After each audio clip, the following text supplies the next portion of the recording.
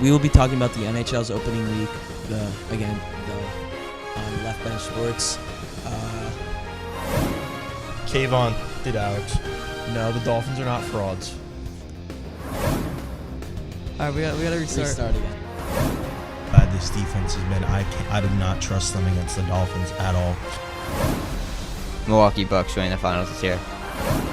Got a whopping 52 fantasy points in Miami's route of Broncos country. My 80-year-old grandmother could have broken more tackles and probably made more plays than Mahomes if they gave her a helmet and some football pads. Welcome back to Left Bench Sports. We'll be talking about the Broncos' surprising win over the Bills, the unsurprising Giants' loss to the Cowboys, college football, and baseball. The Bills got upset for their 5th loss by the Broncos. Yeah, I mean, the final score of the brawl was 24-22, and it's just mind-blowing how the Bills lost to the Broncos. I mean, Josh Allen himself was terrible this week. I mean, he had three fumbles, 2 interceptions. Yeah. And a lot of bad plays. I think under 170 yards in the entire game. Yeah.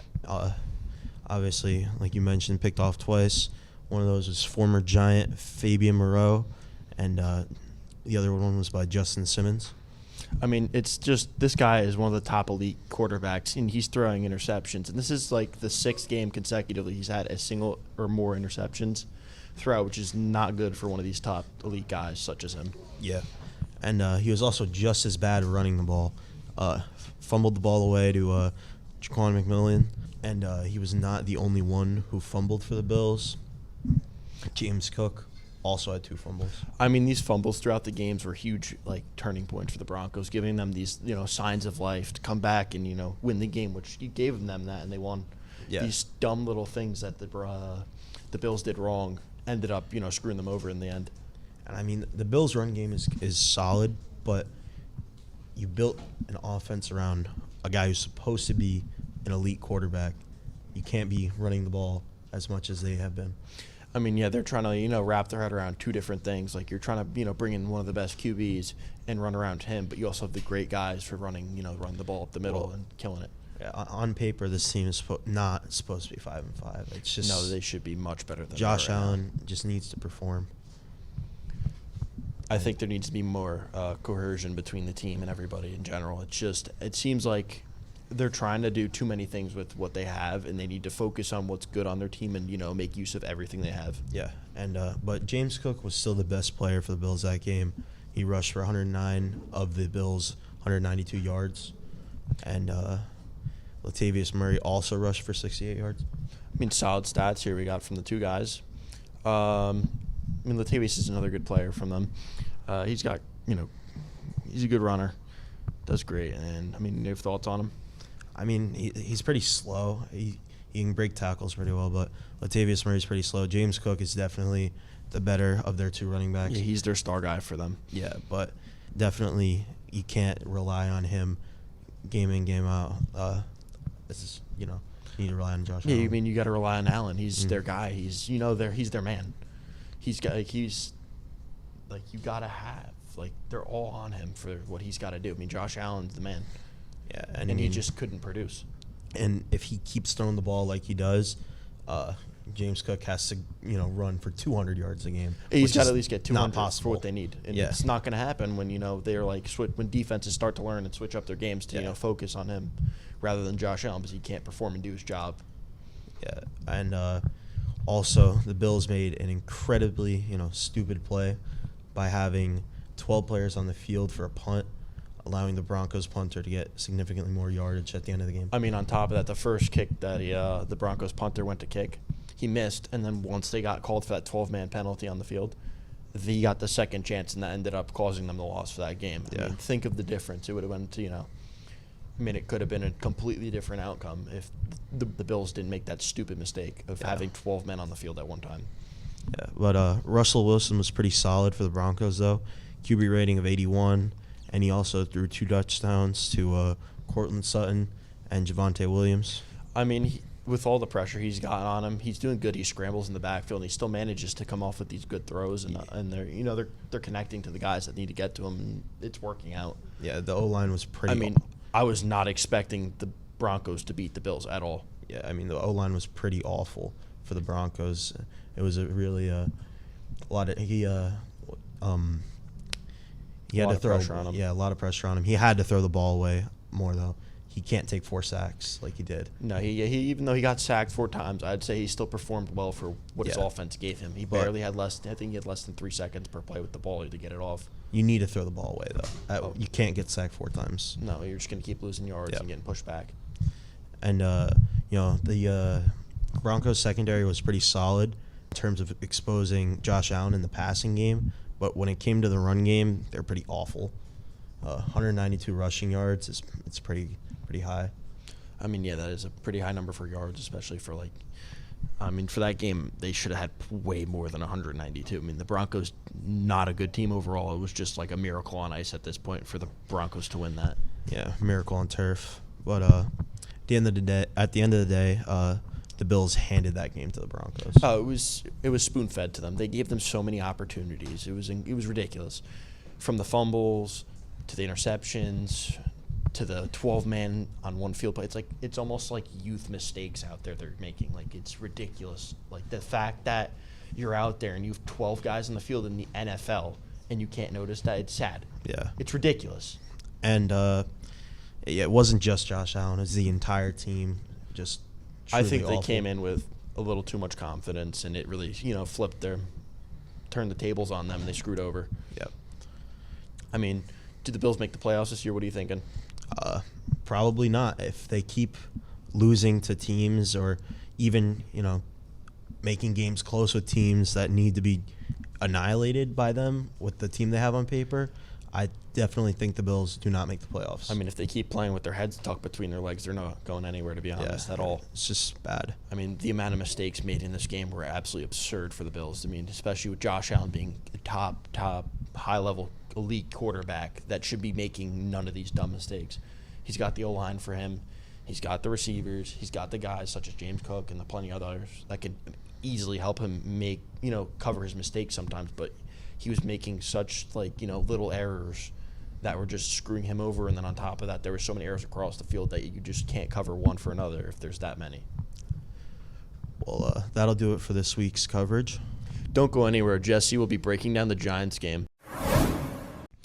Welcome back to Left Bench, and today we're talking about the greatest team in the NFL known to date, the New York Giants. Now, let's be honest, we all saw this one coming from half the distance around the world. Not surprising in the slightest. One thing I didn't see coming was the Giants scoring any points in any way, shape, or form. I thought this was going to be a complete shutout from the Cowboys, and it wasn't, surprisingly. They actually scored, I think it was 17 on them. But, Tommy DeVito is an absolute disaster on the field. I mean, it's almost like he hasn't changed a game plan or a tactic or anything for that matter since high school. I mean, throwing slow passes and airing out balls may have worked against St. Joe's and DePaul, but this isn't the Iron Men anymore. This is the show, okay? And now that you're the starting quarterback here and, Jones is out and now Taylor is out too, and now you're his backup, so you're not even the backup of the starter. You're the backup of the backup. You have to adapt to it, man. I mean, it's ridiculous. I mean, whether it's staying in the pocket for centuries on end or reading the defense like a second grader, he can't throw a ball to save his life. And it's getting hard to watch, honestly. He went 14 for 27 on completed passes, horrible, with only 86 yards to show for it, and an average of 3.2 yards per pass, and 2 touchdowns and a pick. He was sacked 5 times for a total loss of 25 yards and had to scramble about 7 times, which, you could look at that as maybe the O-line's fault. But, I mean, it's just a horrible game all around, and all the fans are sick and tired of watching this vicious cycle that the Giants are stuck in. And, at this point, honestly, I'm just praying we come in dead last this season. So next year, we can go to the draft and get someone like Caleb Williams or Kyle McCord or someone who's not Daniel Jones or Tommy DeVito. Because with these two jokers out on the field, there is no hope for the future of this Giants franchise. Anyways, with that being said, Smitty and Jake will be talking about college football after the break. Welcome back to College Football and Left Bench Sports. Today we're covering all the great games that went down over the weekend. Let's start with Michigan versus Penn State. So, Smitty, I'm sure you had Michigan win this game, right? Obviously. Yeah, Michigan, like you said, everyone thought Michigan was going to win. They did win. Yeah. Coming into the game ranked third. Penn State not bad, but I don't think they have enough on offense to win. So my expectations for this game were like lower scoring with pretty good defense on both sides. What did you expect to happen this I game? expected the same thing. Low scoring, great defense from both teams. They're both top 10 teams that have great defenses. So Yeah, sort of like Ohio State versus Penn State. This is exactly what went down. Not a ton of action on offense. J.J. McCarthy only threw for 60 yards, and Drew Aller only threw for 70. For Michigan, Blake Corum definitely stepped up. He was a beast. Yeah. He was a beast in that game, and his scar on his nose. Yeah, that was crazy. That was crazy. Like exactly how That you made said. for a tough picture. 145 rushing yards and 2 touchdowns. Penn State had trouble getting the ball into the end zone all game. Michigan's defense just too tough for them. Penn State's defense is really good, but I feel like if their offense isn't good enough to play well against teams like Ohio State and Michigan, like they're just not. Obviously, they're not able to beat them. So Yeah, especially like even with Michigan's Michigan's head coach out. yeah, Like having their offensive coordinator step up, which is actually I thought maybe it was better for them because they're getting more offensive side of the ball, like from the head coach from this game. So that's what I think also helped them win the game. yeah. I think if Penn State had a really good offense, I think they would be set then because their defense is definitely really good. They scored a late touchdown with 2 minutes left, but weren't able to get the 2-point conversion. 2 minutes down 9, game was over by then. Yeah. Next up, we have Washington versus Utah, a great Pac-12 game.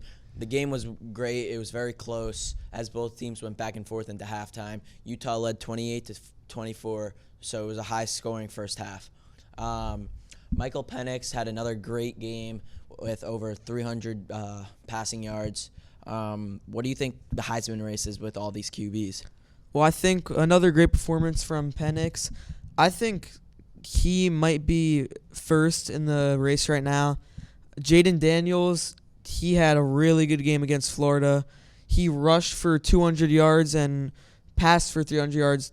A really impressive game. And I think it's a race between those two and also Marvin Harrison.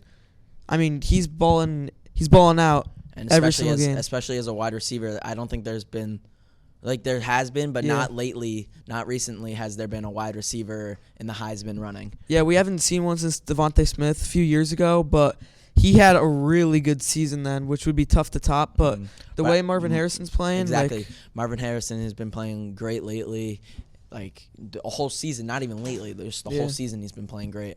yeah, he's breaking records for Ohio State, and I think by the end of the season he might be able to break Chris Olave's all-time touchdown record. Yeah. So the scoring slowed down in the second half. Washington's defense didn't let up a single point. They were able to knock in a field goal and a touchdown, and then late in the third, Washington pinned Utah against the end zone and got a safety to make it a touchdown game. And then fourth quarter, no scoring.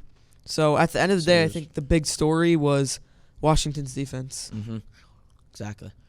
Yeah, Washington, we're usually seeing their offense with Michael Penix show up, but they didn't have much going in the second, and their defense just really showed out. I think if they make a Yeah. playoff, they could. The second half was just not. It was the first half was a great first half for both teams, but the second half was just it was slow, like how you Yeah. said, like even like no points in the fourth quarter.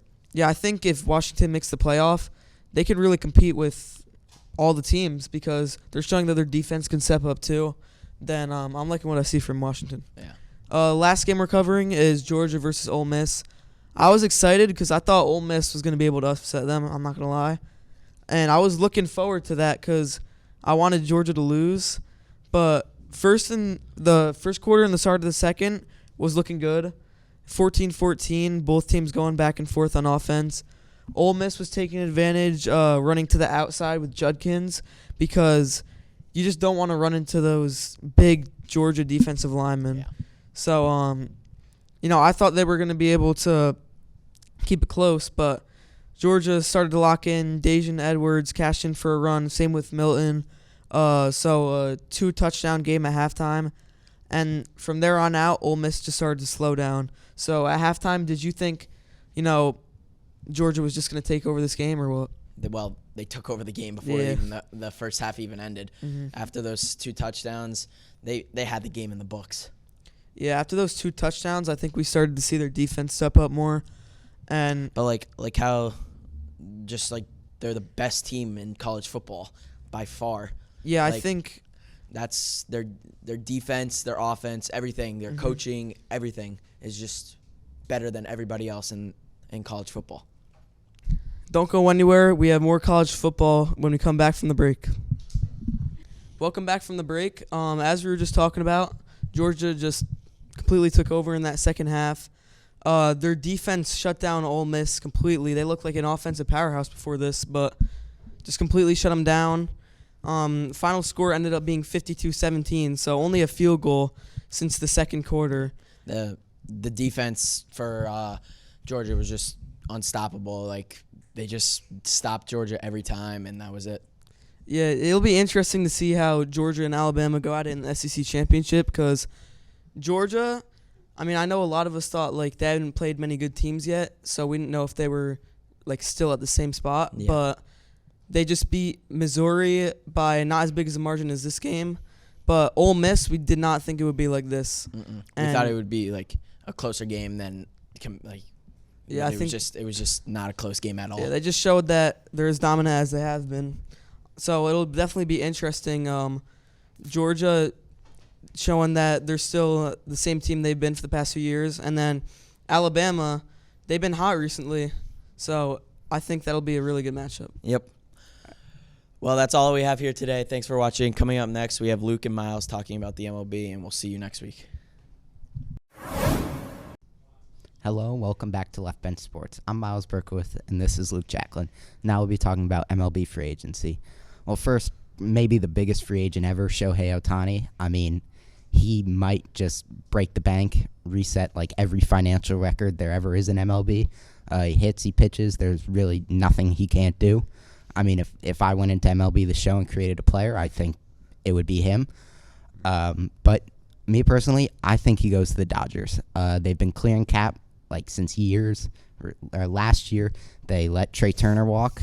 No team really lets one of the best shortstops in the game walk if they don't have a plan to replace him. And I think they're going to replace him with Shohei. They also let Justin Turner walk.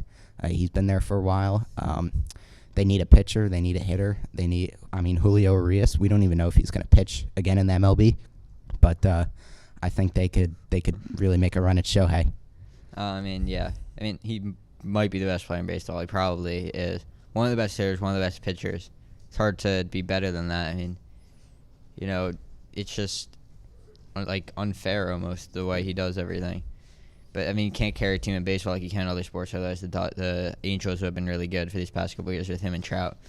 But if you don't have everyone in baseball, then you need a full team of players that are good, not just one player. But yeah, as you were saying, I think the Dodgers are the perfect fit for him. They've got rid of a bunch of people in the last couple of years. Trey Turner, Justin Turner. I think the year before that they got rid of Corey Seager. So 2 shortstops. Their pitchers, it's kind of a mess, even though Ohtani's not even going to be able to pitch next year because of Tommy John. He'll be back after that, and he'll be pitching. It seems just like he was before, which is one of the top pitchers in baseball, along with being a top hitter. For all they know, they could have been planning for this for 3 years. They let Seager walk. They let Turner walk. They could have just cleared out the financial books for 3 years, and they would have, signed him. I think he gets a 10-year deal, 10-year, $400 million about. Maybe more for all we know. I think he gets more than that. He's going to be the highest player ever. I think he could go more than $500 million. Yeah. You never know. But, the Dodgers also seem like a perfect fit. He doesn't want to leave the West Coast. He's made that pretty clear. I don't think he's going to come to the Mets or the Yankees or anyone on the East Coast. I think he stays on the West Coast. He stays in Los Angeles and just moves from the Angels to the Dodgers to become more of a contender for the World Series, which is what he wants. It's hard to quantify what you can pay him because it's just like you're paying two of the best players in the game. Yeah. And next we have to talk about is Cody Bellinger. Had a great comeback year. He won Rookie of the Year, and he was a great hitter. And then he had a couple down years. He was on the Dodgers, another guy that they let go, actually. But he hit .307 this year. He's now a 2-time All-Star after his rookie season, and just completely getting back into what we know he could be as a player. Mm-hmm. I mean, he's really had two careers if you think about it. He's had the year with the Dodgers. He had like those great MVP years, and then he was terrible for a couple of years. I mean, he batted like 167, and now with the Cubs, he's really reinvented himself. Not as much power as we remember, but I think his contact is up. He's hitting over 300 now. Yeah, which I don't think he ever did with the Dodgers. Mm-hmm. Where do you think he goes? I don't know. As a Yankee fan, I mean, I hear a lot that he might come to the Yankees. I'm not sure if I really want him. I mean, he's a great player, but I don't know. These players are always different in New York. It's a lot more pressure, and I don't know. I think he does go to the Yankees. I'm not really sure if I want him or not, though. Yeah, I think he'll definitely hit over 35 home runs if he continues his power with what he's done. I mean, the short porch in left field, that's like a dream come true for a lefty hitter. I mean, look at what it did to, like, Reggie Jackson. I mean, he could just get the power back, and it really wouldn't be fair. But now another pitcher I'd like to talk about is Blake Snell. He got the qualifying offer. I don't really think that means anything. He's obviously going to decline, but he's going to get some draft capital. The Padres are, but he was a Cy Young. Yeah, but any team's willing to take him. Yeah, I mean, he pitched to a 2.25 ERA, lefty starter. He might be the best lefty in the game, or at least he was last season. Yeah, devastating curveball. I think hitters hit like under like 150 against it. It was unstoppable. But I think he goes to the Phillies because I think the Phillies are going to lose Aaron Nola, and I think they've seen what great pitching can take you. With that hitting, their lineup is nasty. It's just their only question is really pitching depth. But I think he goes there. I think he gets about $30 million. I don't know if it's a long-term deal, maybe like a 4-year deal, but I think he goes there. Yeah, he's obviously a great pitcher also. I mean, he's probably going to win a Cy Young, most likely. He was one of the best pitchers in baseball last year. It's him and the AL probable Cy Young winner, Garrett Cole. They were both unhittable. I could see him going to the Cubs on a short deal, and they could win. They've signed some big guys in the last couple of years. They signed Dansby Swanson last year. They're looking to compete more. They just got a new manager also. I think they're looking to compete, and they could get Snell. I mean, they just got Craig Counsell. They're saying, let's go. Now's our time to contend. So I think he could go to the Cubs, but really with these pitchers, you never know. I mean, they could just chase the money, or they could actually go after a ring. Yep. And I think he could be pretty similar to a Carlos Rodon deal, which clearly didn't work out for the Yankees this year, but that could be a similar type deal to what he could get. And next person we want to talk about is Juan Soto. Obviously not a free agent, but there's a lot of people talking about him possibly getting traded. I mean, I think he could possibly get traded to the Yankees. The short porch there, as you were saying, for Bellinger benefits him. I'd much prefer him than Bellinger, but the Yankees are going to have to give up a lot for him to get him. I think it's guaranteed he gets traded this offseason. I mean, Padres, they took out a $50 million loan, and now they're in debt $50 million, so that's not a great place to be in as a franchise. They're going to want to shed cap, rebuild the farm system, because they traded for Soto, and they gave up about, 6 top 30 prospects, some we've never seen. But the Yankees are going to have to give up prospects also, and if you, as a Yankee fan, are okay with giving up Dominguez, Peraza, Wells, Trey Sweeney, if you're okay with that, then, you can have them. I don't know. I don't think they have to go up Dominguez. It's possible. I hope they don't. He's obviously a great player, played for maybe a month before he got injured, which is what happens to all the Yankees. They always end up getting hurt. Anyone else, though, they could have. It's pretty much anyone else is available to trade besides Dominguez right now. And you have to go all in on getting one of the best players in baseball, a young. I think he's 20 still. Maybe 25. Still a young, great player. Yeah, well, another free agent I'd like to talk about. I mean, I have no clue where Yoshinobu Yamamoto goes. I mean, he's the wild card of the free agency, really. I mean, we saw what Senga could do when he comes over from Japan to the U.S. I mean, we really don't know much about him other than he absolutely dominated in Japan last year. Pitched to a 1.21 ERA, a .884 WHIP. I mean, that's not unheard of, really. But I also think he goes to the Dodgers. I think the Dodgers win the offseason. Last offseason, there was a lot of talk about, they weren't as aggressive as the Dodgers were used to, and I think that's the reason why. Yeah, could be a great pitcher. I mean, you don't know anything yet about these guys coming over from Japan, but I think he could be great. He could be one of the best pitchers in baseball in the next couple of years. Another guy, a lot of rumors going to the Yankees, and I really hope it happens because he's going to be a great pitcher. Yeah, I think we're really starting to see the transition.